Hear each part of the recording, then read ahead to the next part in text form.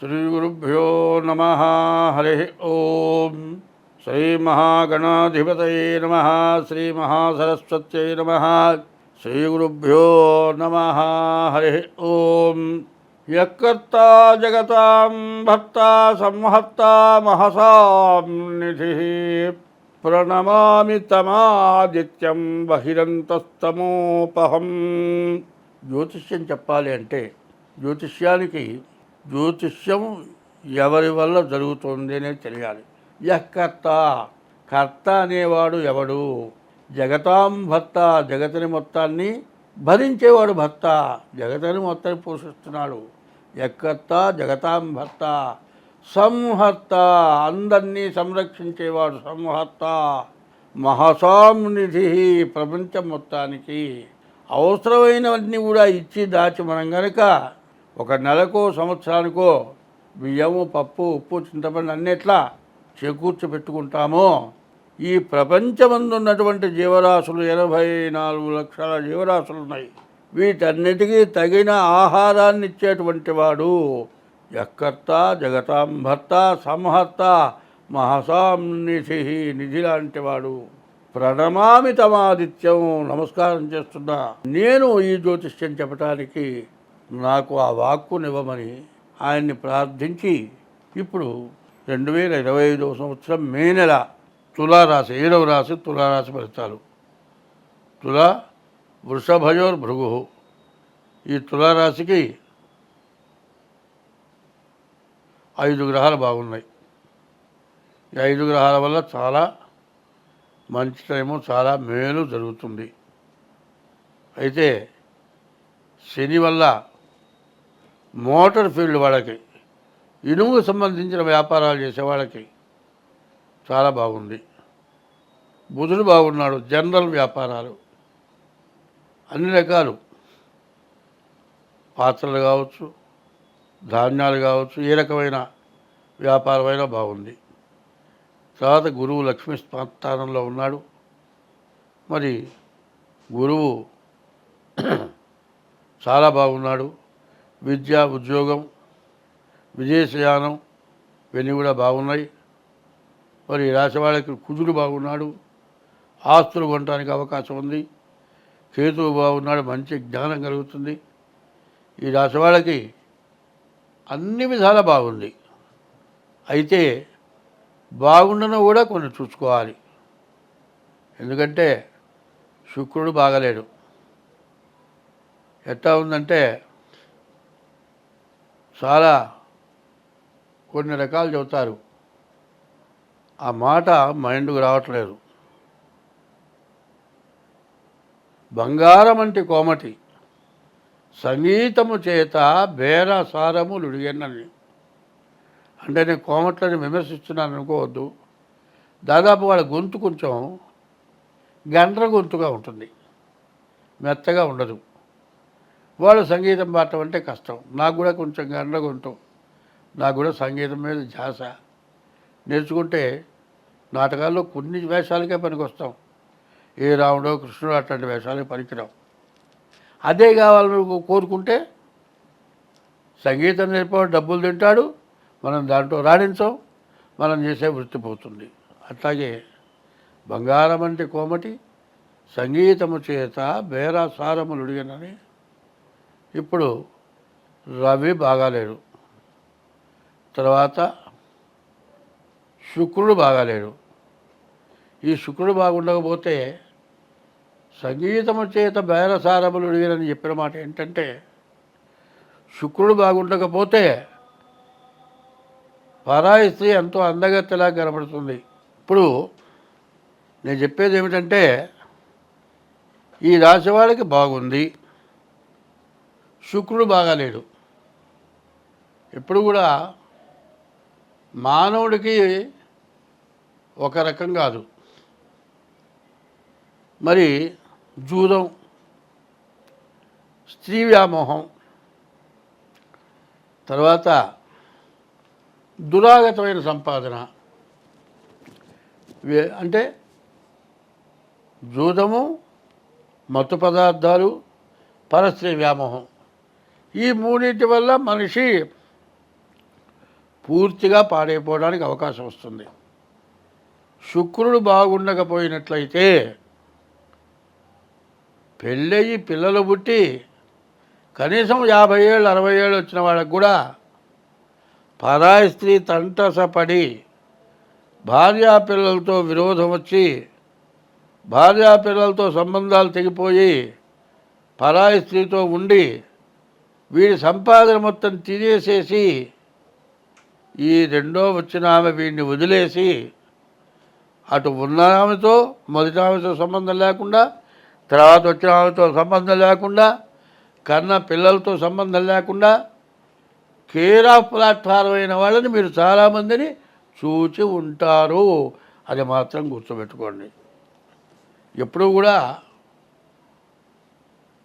విశ్వామిత్రుడు లాంటి వాడు పరస్త్రీ వ్యామోహంతో దెబ్బతిన్నాడు. మరి ఇటువంటివి చాలా సమస్యలు వస్తాయి. పరస్త్రీ వ్యామోహంతో రాముడు మరణించాడు. ఇటువంటివన్నీ కూడా జరగటానికి ఏంటి రావణుడు పరస్త్రీ వ్యామోహంతో రాముడు అంతరించిపోయినాడు. రాముడు లాంటి గొప్ప మంత్రశాస్త్రపరుడు, వేద విద్వాంసుడు, దైవభక్తిపరుడు, సకల శక్తి సంపన్నుడు రాముడు లాంటి వాడు ఎవడు లేడు.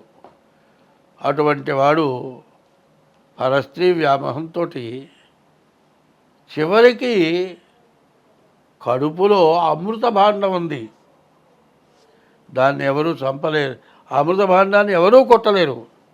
ఆఖరికి సోదరుడైన తమ్ముడితో కూడా విరోధం పెట్టుకొని మరి స్త్రీ సీతామ్మవారు ఎవరంటే భూమి యందు ఉద్భవించింది, సాక్షాత్ భూదేవత లాంటి ఆమెతో వైరం పెట్టుకుంటే మరి విభీషణుడు అన్నా నీకు ఇది తప్పు తగదు, ఆమెకే మనకు చాలా దూరం ఉంది, దీనివల్ల ఇబ్బంది పడతామని చెబితే తమ్ముడితో కూడా విరోధం పెట్టుకొని చివరికి వంశమే నాశనమైపోతుందని భయపడి రాముడి దగ్గరికి వచ్చి ఆయనకు ప్రాధేయపడి కడుపులో ఉన్న అమృత భాండాన్ని తెలియపరిస్తే ఆ కడుపులో కొడితే రావణుడు చచ్చిపోయినాడు, మరణించాడు. సీతామ్మవారిని రాముడు తీసుకుని వెళ్ళాడు. పరస్త్రీ వ్యామోహం వల్ల, జూదం వల్ల ధర్మరాజు పరస్త్రీ వ్యామోహంతో రావణుడు అంతరించాడు. అందువల్ల ఇటువంటి సమయంలో పరస్త్రీ వ్యామోహం రావచ్చు. దాని నుంచి బయటపడటానికి జాగ్రత్త పడటం మంచిది. మీ జాతకం చూపించుకోవడం చాలా అవసరం. ఏమాత్రం తేడా వచ్చినా మిమ్మల్ని నీవు చేసిన తప్పుకి నిన్ను భగవంతుడు కూడా బాగు చేయలేడు. కాబట్టి ఉన్నదంతా నీ చేతిలోనే ఉంది. నీ మనస్సు ధర్మం ఏమిటి అధర్మం ఏమిటి, తగిన పని ఏమిటి తగని పని ఏమిటి, నీ మనస్సు చెబుతూనే ఉంటుంది. మరి 60 ఏళ్ళ వాడు పరస్త్రీ వ్యామోహానికి పోతే మరి పరస్త్రీ సాంగత్యం చేయగలిగినటువంటి వయస్సు నీదా? నీకు అది అవసరమా? నీకు అది అవసరమైన వయస్సా? ఇన్ని తెలిసి కూడా పరస్త్రీ వ్యామోహంతో నశించిపోయిన వాళ్ళు ఉన్నారు. కాబట్టి ఈ టైంలో ముందు మీ జాతకం చూపించుకోండి, అన్ని విధాలా బాగుంటుంది. ప్రతి వాళ్ళకి కాలసర్ప దోషం, ప్రతి వాళ్ళకి కుజ దోషం. ఇది దేనికి వస్తుంది? జాతకం చూడగానే నీకు కాలసర్ప దోషం ఎందుకు వచ్చిందయా? పావును చంపితే వచ్చింది కాలసర్ప దోషం. ఎవరిని చంపినా కాలసర్ప దోషం రావట్లే, పావును చంపితే కాలసర్ప దోషం ఉంది. మరి ఇట్లాంటివి చేయటం వల్ల పాముని చంపితే 7 జన్మాలు 7 14 జన్మాలు కాలసర్ప దోషం వస్తుంది. అందువల్ల ఈ దోషాల నుంచి బయటపడాలి, అందరం మంచిగా బతకాలి. హిట్లరు ప్రపంచాన్ని గెలవాలని యుద్ధం చేసి చివరికి శవాన్ని తీసుకెళ్లే రోజు ఆ చేతులు బయట పెట్టుకున్నట్ట. క్రిస్టియన్స్ బాక్సులా కాబట్టి బాక్సులో పెట్టి పైన మూసేస్తారు. 2 చేతులు ఇట్లా జాపాడు. వాడికి ఏమీ లేదు, అన్నీ ఉన్నాయి. ఉన్నదేంటే పాపం, పుణ్యం లేదు. నీ పుణ్యమైన ధారము ఇవ్వని చేయి చాపాడు. కాబట్టి పాపం చేయటం ఎందుకు, పుణ్యం చేయమని ధారపోయమని అడగటం ఎందుకు? అది లేకుండా ఉండాలంటే ఒక్కటే చెబుతున్నా, గుర్తుపెట్టుకోండి. అన్నదానము కన్నా అధిక దానము లేదు.